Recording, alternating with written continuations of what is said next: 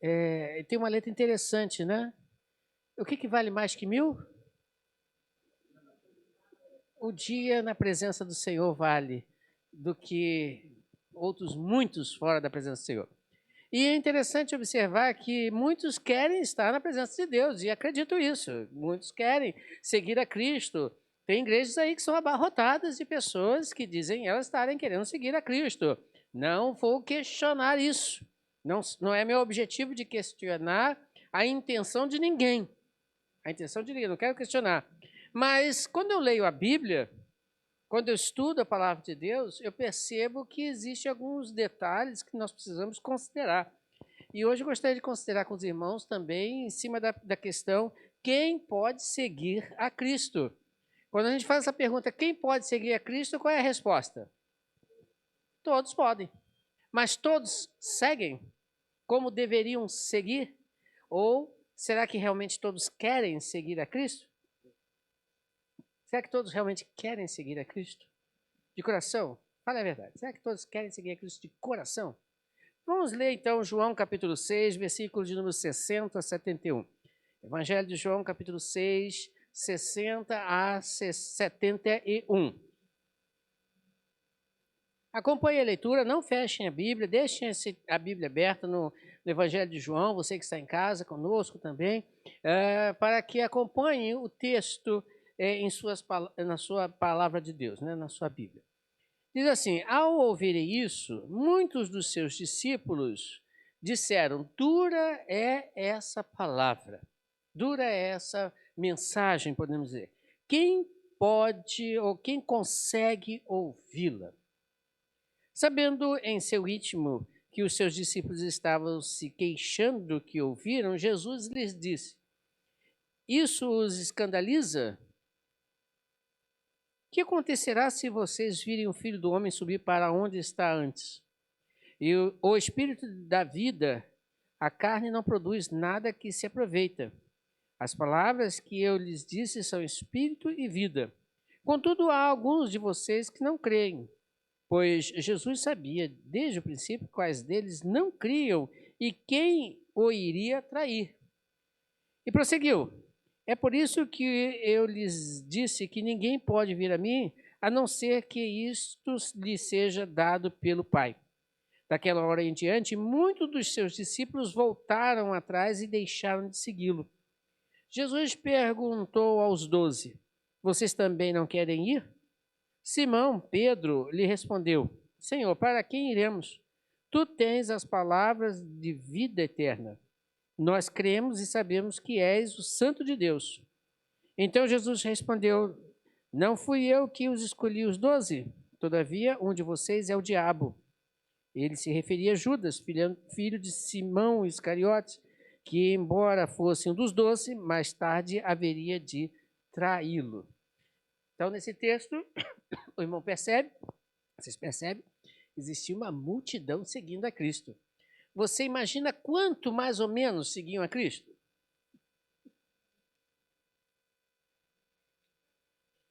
Quanto? Quantos mais ou menos seguiam a Cristo? Eu escutei 10 mil aqui. Vou fazer igual o leilão, quem dá mais? Muita gente seguia Cristo? Vamos entender o contexto, então.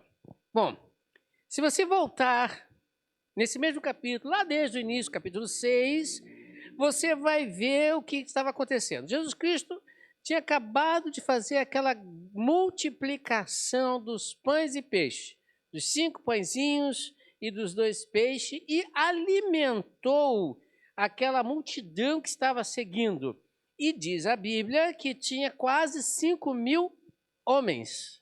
Mulheres e crianças não se contavam naquela época. Então, deduzindo que aproximadamente deveria ter mais de 10.000 pessoas seguindo a Cristo. Por que eu digo isso? De repente, né, os homens acompanhados de suas esposas, namoradas, não sei, né, e filhos, crianças, geralmente casal não tinha um filho, tinha muito mais do que um filho. Então, vamos chutar aí uns 10.000. Não querendo errar, 8. Vamos ficar por 8. Não querendo errar. Em volta disso, mais ou menos, tinha uma multidão que estava seguindo a Jesus Cristo. E então, depois daquele momento em que receberam comida de graça, né? 0800, e eu acho que todo mundo gosta disso, né? Ainda mais se eu chegar aqui e falar assim, olha, irmãos, eu vou fazer uma festa amanhã, 0800, boca livre, à vontade, eu acho que não falta nenhum. Todos vão, né? E ainda vão chamar mais alguém para ir junto, porque realmente é bom, né? Agora, se eu disser assim, olha, amanhã eu vou fazer uma festa lá em casa e cada um vai pagar a sua e a amizade continua. Aí o negócio pesa, né? Peraí, não, a situação não está muito boa esse mês, né? As contas estão altas, não, deixa para depois, uma outra ocasião, quem sabe, a gente toma um casinho, um cafezinho, né? E assim vai. Então aquela multidão, depois de receber comida de graça, e não comeram pouco, comeram bem, comeram bem. E a Bíblia mostra que eles comeram até se saciar de tal forma que sobrou comida. Muito bem. De repente, alguém conversa com alguém, e esse alguém com mais alguém, e esse negócio espalha, não tinha WhatsApp nem Facebook naquela época, mas o negócio espalhou, e aquela multidão falou assim, vamos fazer deste homem nosso rei. Afinal de contas, comida de graça, vamos fazer dele o nosso rei. Ele conseguiu nos alimentar e nós não gastamos nada, nem um centavo, para isso. Jesus Cristo conhecendo os corações daquelas pessoas, sabendo que eles queriam fazer dele seu rei, e ele não veio para isso. Há pessoas que acham que Jesus Cristo veio para ser rei neste mundo, e até hoje tem pessoas que esperam Jesus Cristo para este mundo, né? Esperam Jesus Cristo para resolver seus problemas só neste mundo, esperam Jesus Cristo para que Jesus Cristo lhe dê fama, dinheiro, casamento, carro, casas e assim por diante. Tem pessoas que pregam, inclusive, isso. Jesus Cristo, fala para os seus discípulos, os 12, ó, atravessem, vão lá para o outro lado de Cafarnaum, como vocês vão ver no versículo 24 a 26. Veja aí, acompanha aí. E então, aquela multidão segue Jesus Cristo através daquele momento, daquele lago. Então, Jesus Cristo vira para eles e fala assim, quando a multidão percebeu que Jesus Cristo não estava mais lá, entraram nos barcos e foram também para Cafarnaum, em busca de Jesus. E aí acontece uma coisa interessante. Quando o encontraram do outro lado do mar, perguntaram-lhe, mestre, como é que o senhor chegou até aqui? Jesus respondeu, a verdade é que vocês estão me procurando, não porque viram, preste atenção nessa frase, não porque viram sinais milagrosos, mas porque comeram os pães e ficaram satisfeitos. O negócio é, vocês estão atrás de mim porque vocês não é que viram a multiplicação, isso não tem nada a ver. Não foi pelo sinal, não. Vocês vieram atrás de mim porque comeram e ficaram satisfeitos. Né? Tem gente que quando vai comer um pão, come umzinho e se dá por satisfeito. Tem pessoas que comem dois e ainda pedem o terceiro. Né? E tem pessoas que quando vê pão, diz o seguinte, acompanhado do quê? Aí alguém fala, é epa. Não, não quero epa, eu quero queijo, quero presunto, quero... Tem gente que ainda é assim do tipo. Então, aquelas pessoas ficaram satisfeitas, comeram, queremos mais. Mas no trajeto de Jesus, dos seus discípulos para aquele outro lado, Jesus Cristo, você acompanha no texto, você vê que quando eles estavam lá naquele meio da tempestade, Jesus Cristo se apresenta de uma certa forma. Qual foi a forma que ele se apresentou para os seus discípulos que estavam ali no barco remando contra o vento, contra a tempestade? Quem sabe? Jesus Cristo chega para eles e fala assim, não tenham medo. E aí ele usa uma expressão, eu sou. Na Bíblia, a maioria delas está escrito, sou eu. Mas no grego, quer dizer, eu sou. Em outras palavras, ele está usando o grego aí, a palavra que é o nome de Deus em grego. Né? Eu sou. A mesma usada para Moisés no Velho Testamento, quando Moisés diz, quem eu vou apresentar lá quando estiver no povo, lá no meio do povo? Ele vai dizer, eu sou. É o nome de Deus. E aí então Jesus Cristo agora, quando essa multidão chega, prega um discurso que, segundo o texto da palavra de Deus, era um discurso duro. Era um discurso que o pessoal não gostou de ouvir. Era um discurso que foi de encontro com as vontades e desejos daquele pessoal. Então, aí, brincando, chutando, mais de 8.000 pessoas ficaram chateadas porque ouviram o que não queriam ouvir. Estavam seguindo Jesus Cristo. E o que eles fizeram? O que eles fizeram? Vão embora. Metem o pé. Esse negócio não serve para a gente. Porque não ficaram satisfeitos com o que Cristo lhes falou, o que Cristo pregou. Não muito diferente também de hoje das nossas igrejas. Quando você observa as igrejas por aí afora, você vai ver que tem igrejas que pregam uma porção de coisa menos a palavra de Deus. E muitas pessoas estão lá, abarrotando essas igrejas.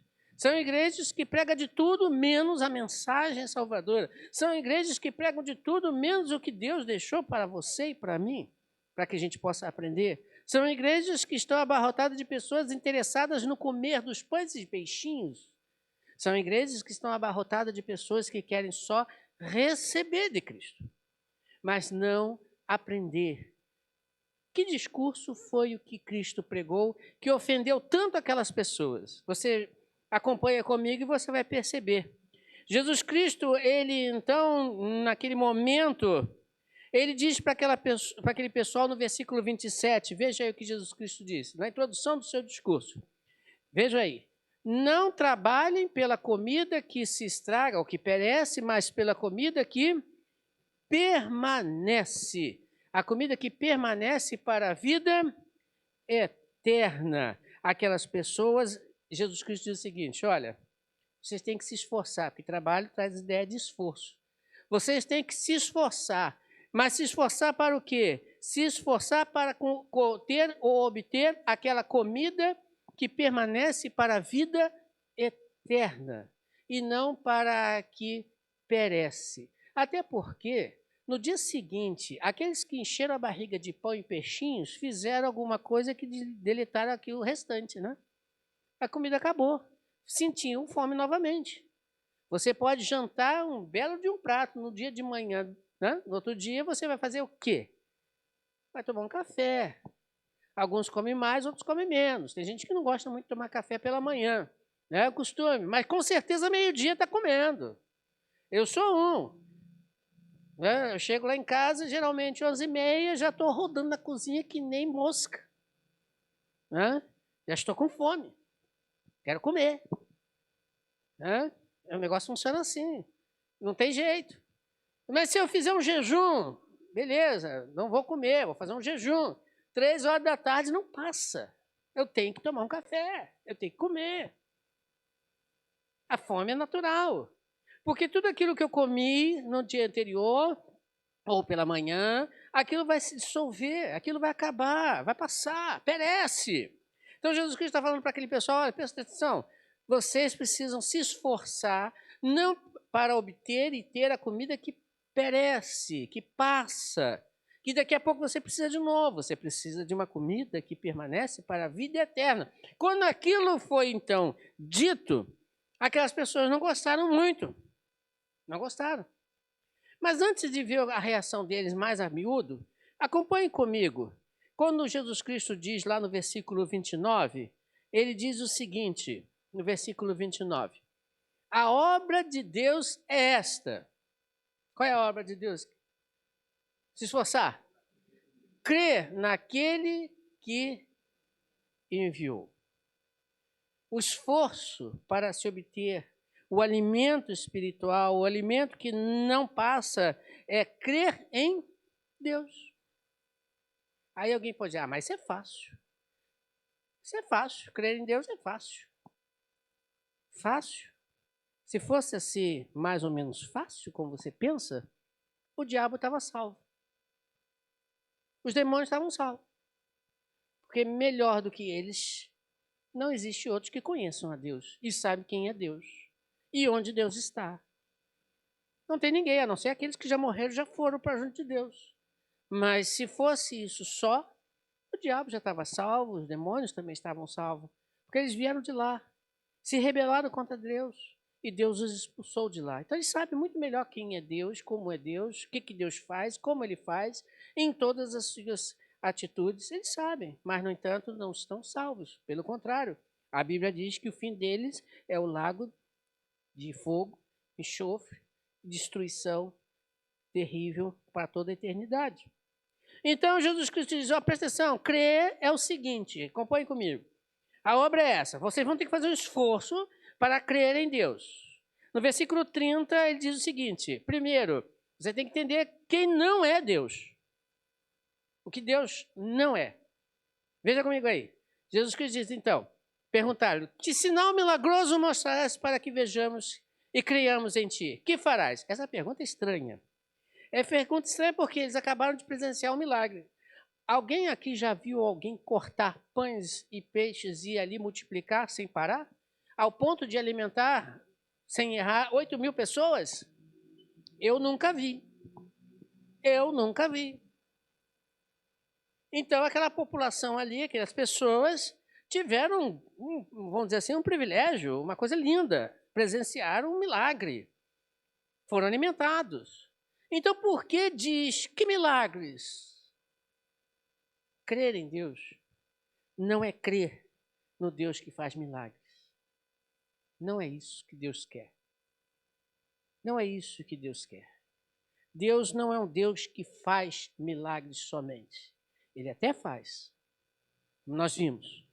Mas ele não é um Deus que está aí como se fosse um pronto-socorro de milagres. Porque quando ele faz milagres, é interessante observar, como a gente viu no próprio texto, as pessoas não creem nele por causa de milagres. Essa história de que tenho que ver para crer não funciona com Deus. Porque Deus não faz milagres para que as pessoas creiam nele. Não. O milagre é algo muito especial no momento certo e para pessoas determinadas. Você vê isso na Bíblia. Semana passada nós pregamos, né, que havia um jovem num poço, esperando que o anjo balançasse as águas, e Jesus Cristo foi lá e tinha uma multidão, e quantas pessoas foram curadas ali? Uma. E rapidamente ele saiu dali, porque diz o texto que tinha também muitas outras pessoas querendo também o milagre. Então não é Jesus Cristo, Deus faz milagre? Faz, eu creio, mas não é o objetivo dele fazer milagres para salvar alguém. Isso é algo pessoal, individual, em alguns momentos, para a honra e glória do próprio Deus, não nós. Então Deus, creia, veja, não é um Deus para ficar crendo em milagres somente. Também no versículo 31, 32 e 49, você vai ver outra coisa necessária entender, que o que não é de Deus, ou não melhor, não é para se crer em Deus, no sentido como aquelas pessoas queriam. Vejam o que eles disseram, nossos antepassados, lá atrás, no deserto, eles comeram maná, como está escrito. No Velho Testamento está escrito isso, que o povo de Israel saiu do Egito, 40 anos no deserto, todos os dias Deus mandou maná, mandou a comida. Ele lhes deu o pão dos céus. Aí Jesus diz, digo a verdade, não foi Moisés que deu a vocês o pão do céu, mas é meu Pai que dá a vocês o verdadeiro pão do céu. E agora no versículo 49, os seus antepassados comeram maná no deserto, mas aconteceu o que com eles? Morreram. Uma população que sai do Egito, peregrina por 40 anos no deserto, comendo todo dia do maná. E não era só o maná, não. Tinha o maná, tinha as cordonizes, tinha a água que Deus fez sair das pedras, né? Fez muitas outras coisas desse tipo. Mas toda aquela população que sai do Egito, os maiores de idade, todos eles que presenciaram aqueles milagres de Deus, olha só, presta atenção nisso, viram o mar se abrindo, viu o faraó e os seus cavaleiros se afogando, viu os reis no deserto sendo derrotados, viu esses milagres, porque eu também até hoje nunca vi ninguém bater na rocha ou falar a rocha e sair água dela, isso eu nunca vi. caminhando no deserto com uma nuvem, um ar-condicionado para eles de dia, para abrandar o calor, e de noite uma coluna de fogo, um aquecedor. Não gastaram nada, né? Tinha um ar-condicionado de graça e um aquecedor de graça para caminhar no deserto. Caminharam aquele tempo todo, 40 anos. As roupas não se gastavam, aí pessoal, da roupa, né? Já pensou? Não se gastavam as sandálias. Tiveram a mesma roupa, saíram do Egito com a roupa, chegaram lá no Israel com a mesma roupa. Aí alguém diz assim, nossa, mas coisa horrível. Não, não se desgastavam a roupa, não estragavam. Olha que coisa bonita. E quantos dali entraram na terra prometida dos que saíram do Egito? Dos de maior de idade, só 2. Josué e Caleb. E os menores de idade, que entraram, né, na terra prometida. Mas por que essa população maior de idade não entrou no Egito, inclusive até Moisés? Por que eles não entraram? Porque não é milagre, volto a repetir, fator de se crer em Deus. Então Jesus Cristo disse para eles, lá no passado, aquele pessoal comeu o pão que Deus mandou, não foi Moisés. Mas um pão perecível, passou, acabou. E eles morreram. Não permaneceram. Não viveram. Então, veja bem, Deus não é aquele que tem que dar o sustento para este mundo, como eu falei agora há pouco. Aquele que espera em Deus para este mundo, coitado, miserável ele é. Porque não é o objetivo de Deus isso. Ele sustenta, sim, sustenta. Aquela população toda que passou no deserto, eles foram sustentados por Deus? Foram. Mas foram caindo, mas foram sustentados. A nuvem não parava só na casa dos bonzinhos. A coluna de fogo não parava só na casa dos bonzinhos. O maná só não caía no quintal daqueles dos melhores, bonzinhos. Não, é de todos. Inclusive dos que estavam falando mal de Deus. Não, Deus não é isso. Não é para isso crer nisso. Não é para isso crer nisso, não. Mas tem mais. No versículo 42, nós vemos uma outra coisa interessante. Jesus Cristo também não é um Deus histórico, do passado. Ele é presente, atual. E diziam, este não é Jesus, o filho de José? Não conhecemos seu pai, sua mãe? Como ele pode dizer, desci do céu? Fizeram uma ironia com Cristo. Fizeram vamos dizer assim, um qualquer, igual a todos os outros como nós. Não, ele não é um Jesus histórico, que fez, como muitos falam, em alguns livros até, que falam desse mestre chamado Jesus, que foi um grande mestre, evoluído, coisa e tal. Falam até desse tipo de coisa. Não, não é isso não. Esse Jesus histórico aqui que passou, não é esse não. Esse Jesus aqui que teve família com o pai José, né? Não é isso não. Você não está entendendo. Não é esse Cristo que temos que crer. Não. Mas qual é o Cristo que devemos crer? Veja no versículo 40. Ele diz, porque a vontade de meu Pai, versículo 40, porque a vontade de meu Pai é que todo aquele que olhar para o Filho e nele crer, tenha a vida eterna. E eu o ressuscitarei no último dia.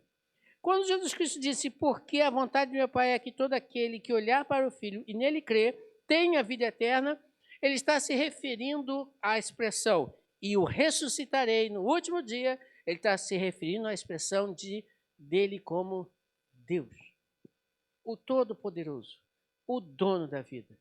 Você lembra que eu falei agora há pouco, que quando Jesus Cristo estava andando sobre as águas, indo até o barco, ele diz, não temas, porque eu sou Deus. Eu sou Deus. Temos que passar e entender que para aquele que querem seguir a Cristo, precisa olhar para Cristo como ele sendo o próprio Deus, que veio a este mundo dar a sua vida para que possamos ter vida. Não vida só para esse mundo, repito, mas a vida para a vida eterna. Mas tem mais. Vejam no versículo 35. Jesus Cristo diz, então, declarou, eu sou o pão da vida. Versículo 35 diz, eu sou o pão da vida. E continua dizendo, aquele que vem a mim nunca terá fome. Aquele que crê em mim nunca terá sede. Não é um pão passageiro, não é um pão que você come hoje e amanhã tem fome de novo precisa comer. Não é aquele, não é isso. Não é a água que você bebe hoje e sacia a sede, daqui a pouco está com sede de novo. Igual eu acabei de beber agora, já estou querendo beber mais. Né? Não é esse tipo de bebida, não é esse tipo de comida. Jesus Cristo não é isso. Jesus Cristo, ele é o pão que veio do céu. É o pão autêntico, não aquele que perece ou para ele mesmo, mas é aquele que veio para ser. Versículo 53 a 56. Ser, no bom sentido, ingerido, consumido. Veja lá no versículo 53 a 56. Disse Jesus: eu digo a verdade, se vocês não comerem a carne do filho, por favor, não entendam em canibalismo. Por favor, não entendam isso. Até porque o físico, carne de Cristo, não está mais aqui há muito tempo. Ele ressuscitou e foi para o céu, com testemunhas. Então, não é isso. E ninguém, mesmo que ele tivesse ficado, vamos supor, como outros grandes por aí que ficaram no túmulo, não tem carne até hoje que sobreviva há mais de 2000 anos. E nem mumificado, que aquilo deixou de ser carne há muito tempo. Né? O negócio já meio que passou por uma modificação e tal, nem é mais isso. E se tivesse ficado, teria que ser uma carne bem grande, né, para alimentar muita gente, né? Então não é carne. Jesus Cristo não está falando de carne, literal. Ele está falando algo muito mais profundo do que simplesmente isso. Então Jesus Cristo diz: eu digo a verdade, se vocês não comerem a carne do Filho do Homem e não beberem o seu sangue, não terão vida em si mesmo. Todo aquele que come a minha carne e bebe meu sangue tem a vida eterna, e eu o ressuscitarei no último dia. Jesus Cristo repete a frase: pois a minha carne é verdadeira comida, pois a minha carne é verdadeira comida e o meu sangue é verdadeira bebida. Todo aquele que come a minha carne e bebe meu sangue permanece em mim e eu nele. Essa última expressão, permanece em mim e eu nele. Há agora então uma união. Há agora então um juntar de vidas. A minha vida em Cristo e a vida de Cristo em mim através do seu Santo Espírito. Então, quando Jesus Cristo está dizendo, vocês têm que entender o seguinte, que se vocês querem crer, você precisa permitir que esta união aconteça completa, em que eu passo a habitar em você e você passa a habitar em mim. Então, quando eles ouvem isso, aquela multidão fica nervosa, porque não estavam querendo isso, não é isso. Queremos é pão e peixe, queremos comida, para agora, é o aqui e agora, não é para depois, não é para amanhã, não é para o futuro. Eu nem sei se vou chegar lá. Não é isso que eles estavam querendo. Eles queriam agora. Mas Jesus Cristo estava querendo o mais à frente. O mais e o bem mais à frente, que é o depois da morte. Então é por isso que nós estamos pensando hoje, quem é que pode seguir a Cristo? Quem é que pode seguir a Cristo? Todos podem, mas será que todos conseguem? Então, para nós concluirmos a resposta, quem pode seguir a Cristo? Vejam comigo versículos 66 a 68. Estamos chegando no final. Diz assim Jesus Cristo: daquela hora em diante, muitos dos discípulos voltaram para trás e deixaram de segui-lo. Deixaram, foram embora. Né? E aí Jesus pergunta aos 12, vocês também estão a fim de ir embora? Querem ir embora? Querem meter o pé? O discurso é duro demais para vocês? Aí Simão dá a resposta à pergunta clássica: quem é que pode seguir a Cristo? Qual é a resposta que ele disse? Senhor, para quem iremos? Para quem iremos? Porque diz ele, só tu tens a palavra da vida eterna. Só tu tens a palavra da vida eterna. Porque ele é o próprio Jesus Cristo. E eles afirmam isso. Pedro, nós cremos, sim, pode continuar. Nós cremos e sabemos que és o Santo de Deus. Um dia antes, num barquinho, lembra a história? Jesus Cristo, não temas, eu sou Deus, estou aqui. Não fique desesperado.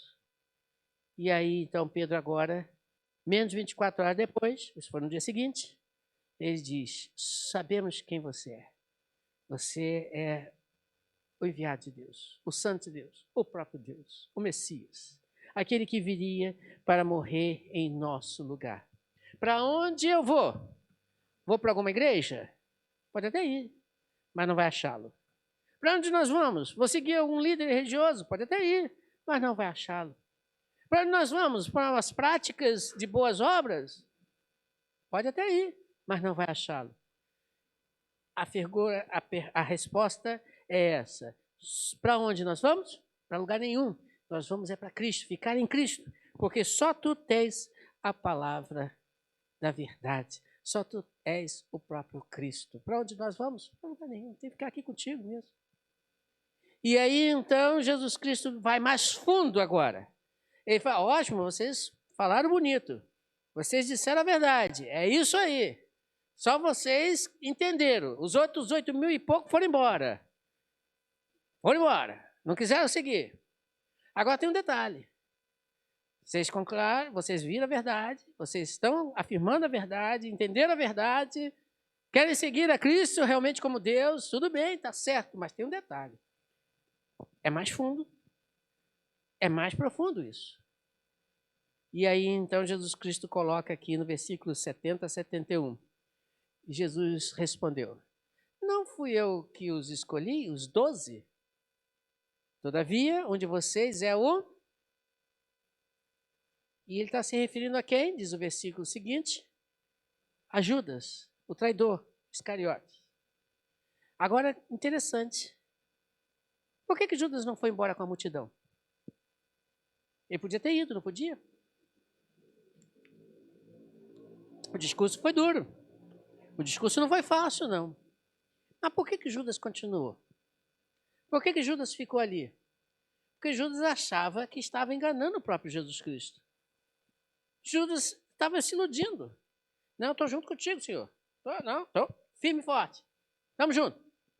Sempre.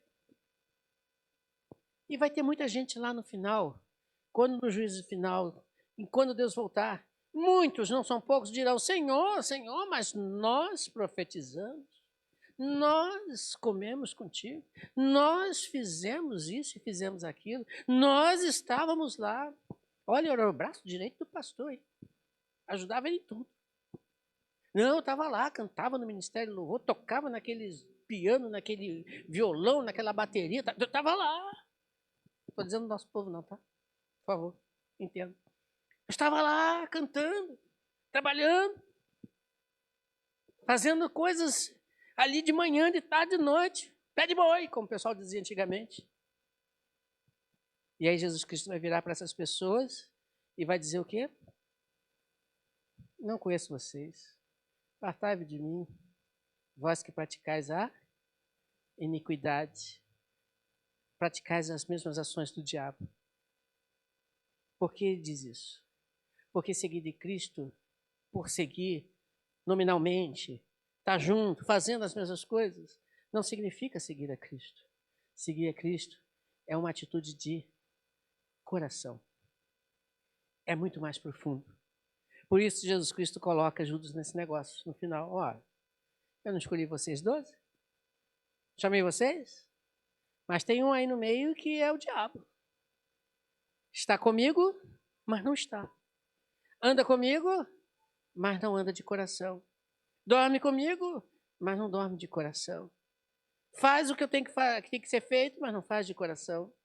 Você sabia, a título de curiosidade, quando Jesus Cristo despediu seus discípulos de dupla, né? Lembra da história da missão? Para eles irem pregando e fazendo e acontecendo? Quem estava no meio junto com alguém? Judas. Ele mais um. Agora não me lembro se a Bíblia fala do companheiro dele, que foi com ele. Mas Jesus Cristo pegou os 12, dividiu em 6 grupos de 2 e mandou-os. E Judas estava no meio. E agora? fez tudo parecido com os outros, mas, no entanto, não era de Deus, de coração. Para quem iremos nós? Quem pode seguir a Cristo?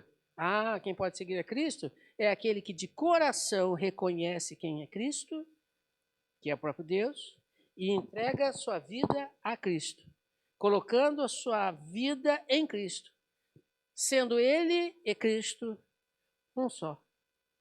Vivem agora juntos, praticam as mesmas coisas, pensam igual, estão lá, juntinhos. Esses podem seguir a Cristo. Qualquer um pode seguir a Cristo? Pode. Mas todos vão seguir a Cristo? Não. Por quê? Porque quando ouvem essas verdades, dizem, duro é esse discurso. E quem ficou? Era a minoria ou a maioria? Quem ficou? Então não se deixe enganar.